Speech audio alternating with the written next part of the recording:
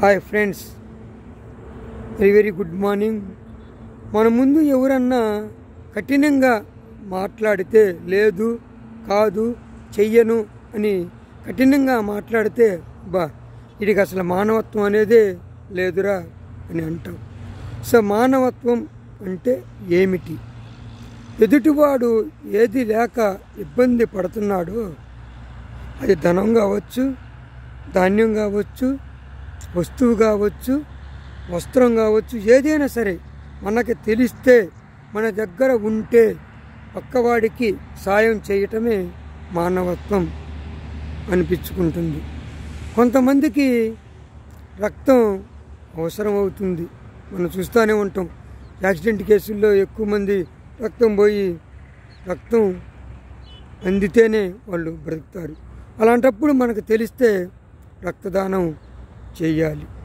రక్తదానం చెయ్యాలి, ప్రోత్సహించాలి, ఇతరులకి చెప్పాలి. తర్వాత మనకేదన్నా బ్రెయిన్ డెత్ జరిగిందనుకోండి, మనం అవయవదానం చేయొచ్చు. మరి కళ్ళు దానం చేయొచ్చు, లివర్ దానం చేయొచ్చు, గుండె దానం చేయొచ్చు, మరి కిడ్నీసు, లివరు అన్నిటిని మరి మనిషి చనిపోయే స్థితిలో ఉంటే అవయవాలు దానం చేయొచ్చు. ఇవన్నీ మనిషి ప్రచారం చేయాలి.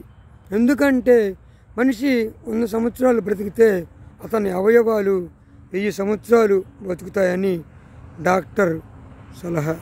కాబట్టి మరి ఈ వీడియో చూస్తే ఎవరైనా సరే మనం చేయకపోయినా, మనకు అర్హత లేకపోయినా రక్తదానాన్ని ప్రోత్సహించండి, అవయవదానాన్ని ప్రోత్సహించండి, ఇతరులకు చెప్పండి, సహాయపడండి. అదే మానవత్వం. మనలో ఉన్న మానవత్వాన్ని కొంచెమన్నా కొన్ని సందర్భాల్లో మరి చూయించి మనమే మనుషులమి, మనకి మానవత్వం ఉన్నది అని నిరూపించండి. మరి వీడియో చూస్తే లైక్ చేయండి, షేర్ చేయండి, సబ్స్క్రైబ్ చేసుకోండి.